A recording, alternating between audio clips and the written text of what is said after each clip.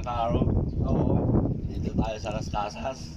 Nakilaro tayo dito kay Tatay Oscar. Yung kanyang ganda. Ano daw to, yung 15 pack, 20,000 tayo. Opo. 20,000 na to, ganda. Isang oras po. Yung isang oras, mag-ano kayo. Ito po, ganda ng yate nito. Anong ni tatay? Nandito tayo sa taas, sa Yate. pinaka roof deck. Ayan o.